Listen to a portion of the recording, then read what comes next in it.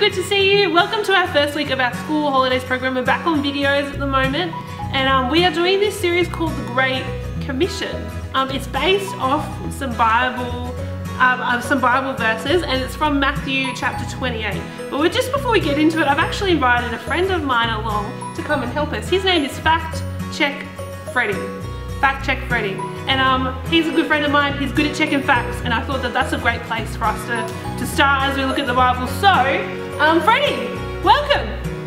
Hello, so good to see you. It's so good to see you. It's been a while, hasn't it? Yes, it has. What have you been doing during lockdown? Oh, well, I've been doing lots of fact checking. That's a good place to start in lockdown. Good to check the facts, what's real and what's made up. Now, I've invited you along because I thought your skills could be useful. Yes. As we look at the Bible. So, we're looking at Matthew 28, and it says, what verses is it? Verse 18, that's where we're starting. Jesus came to them and said, I have been given all authority in heaven and on earth. That's the first part of the passage that we're looking at. Sounds pretty good, doesn't it? All authority has been given to Jesus. Yeah, but is it true? That's a great question. Is it true? How can we know if this is true? I think we should check it. Check the facts. Oh, good idea, good idea. Well, I guess my first question is, do you know what authority means? Yes, I know what authority means. All right, would you like to tell us then, Fact Check Freddy? Yes, authority means power or control. Oh yeah, what are some examples of authority? Oh, maybe someone like the police or Gladys Berejiklian. That's a big name, well done, yes. Gladys has a bit of authority at the moment. She can tell us to stay at home. Who else has authority? Oh, the Queen, she has authority. Yeah, so these are people that have power or control over something. And Jesus says, I have power and control over all of heaven and all of earth. That's so cool. Yes, but we need to check the facts. Alrighty, let's get on to it then. I think maybe we'll start, if we want to check the facts, we have to see if we can see if Jesus has had control over heaven and on earth. We'll start with earth because we live there, so hopefully that's a bit easier to start with. I've got a picture for us ready to go. Oh, sorry. I've got earth. We've got the picture of earth. Let's check. Now, what parts of earth are there? There is creation. You know, the trees, the ocean, the plants. Can you think of any times that Jesus has had control over creation? It makes me think of a story in Matthew chapter 8 where Jesus has control over a storm. Do you know that story? Jesus has control of the storm. So that's 1 point for Jesus having control over all the earth. What else is there in creation? There's animals. Can you think of a story where Jesus had control over animals? It makes me think of a story, Freddy. Yes. Of when Jesus said, oh, fishermen, put your nets on the other side and they'll be full of fish. And the whole night they'd spent trying to catch fish and they caught not a single thing. Jesus says, try the other side, and they caught all of the fish. Jesus has control over all of the animals, not just of like the ocean and stuff, but the animals. So there we go, that's another point. That's from Luke chapter 5. Excellent, alrighty. And what else is there on it? People, you forgot people. Oh, good one, Freddy. The last thing, I think of a story. Can you think of a story where Jesus has had control over people? You know, it makes me think, yeah, of the story of when Jesus heals people, which there's so many of them. But Jesus healed a leper in Matthew chapter 8. So I've got that one there, Jesus healing people.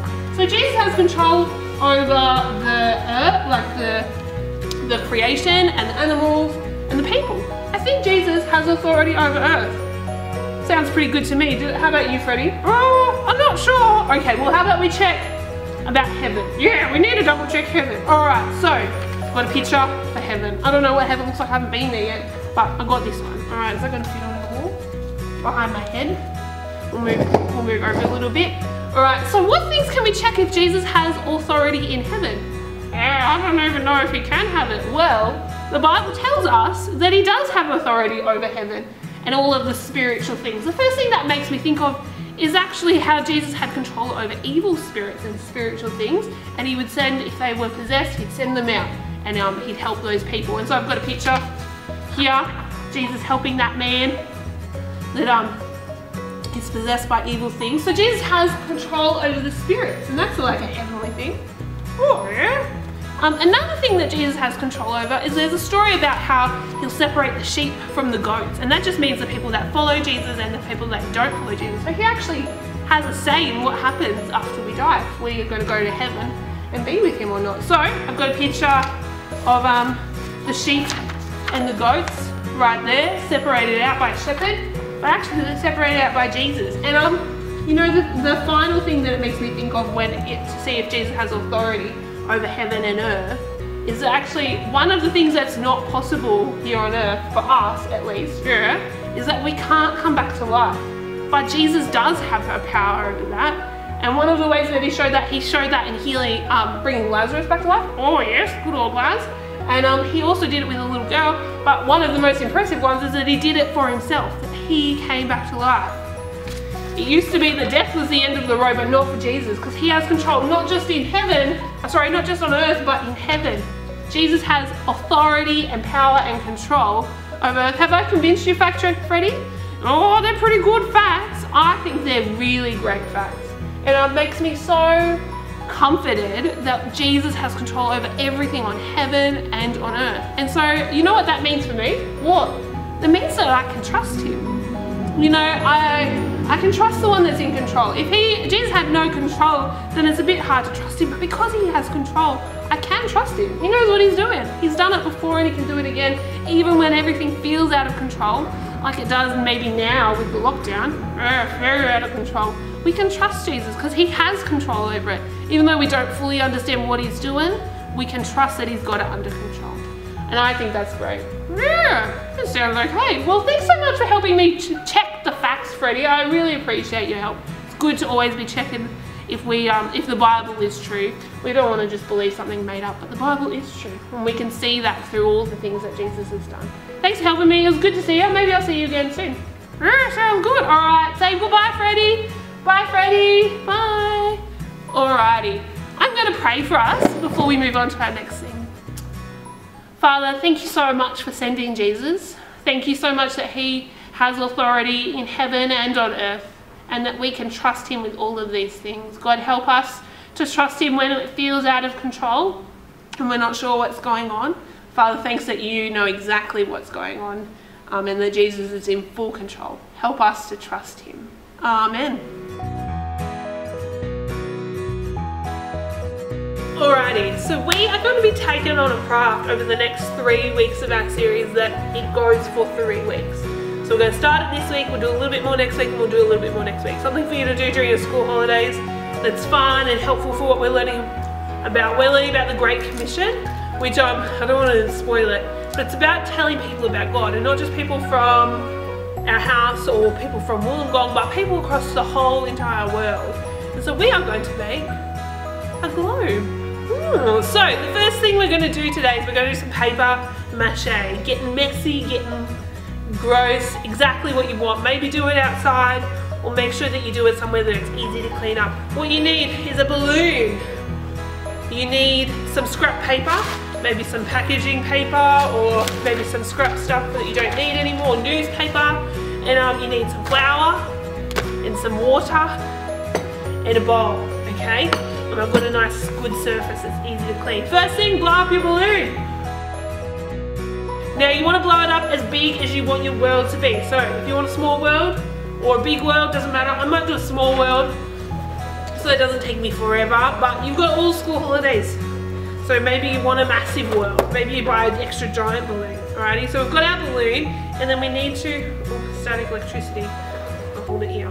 We need to make a paste, alright? The way that you can do a paste, the easiest way is with flour and water, and you want to do equal parts flour and water. So what that means is if I put 1 tablespoon of flour in, I put 1 tablespoon of water in. If you put 1 cup of flour in, put 1 cup of water in. If you put 2 tablespoons of flour, you put 2 tablespoons of water. I'm going to start with just maybe 3 tablespoons of flour. 1, 2, 3, well, that wasn't a very full tablespoon. 4, alright, so that's my flour. And I'm going to put the same amount of water in. It's easy, if you don't make enough, you can just make some more. 1, 2,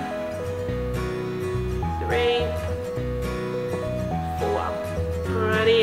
mix them together, mix and mix, mix until it's like thick-ish, but runny enough that it'll stick to it. I think my heaped tablespoons didn't match my flat level water spoon, so I might put a tiny bit more in. Oh. So you want it a bit sloppy, not like dough, but sloppy, or a bit more water. Alright, so mix it until it's runny, you know, like that, and not lumpy, because you don't want lumps of flour. Once you've got that, you get your scrap paper. So I got some packaging paper from all my online shopping, and some scrap paper that I don't need anymore, and you need to tear it up into strips, okay? So tear it up nice into some strips. Tear up your packaging paper into some strips. There we go. And once you've got it in some nice strips, you're going to dip that into your bowl of stuff, into your bowl of goop. You don't want messy hands. This is not the craft for you. Maybe you can wear gloves. Make it nice and wet, sloppy. And then once it's nice and wet, don't have it too thick, just as long as it's all wet, so it will stick. Ugh. Delicious. Once you've got it nice and thick, you're going to put it on your balloon. You're going to do this until the whole balloon is covered, and then once it's covered, let it dry, do it again. That's why we need to do it over a couple of weeks, because it takes a little while to dry. And if it's not dry, then it will just like not be strong once you pop it. Pop the balloon in a little while. Don't do it yet, wait until next week. But you want to make sure it gets nice and dry.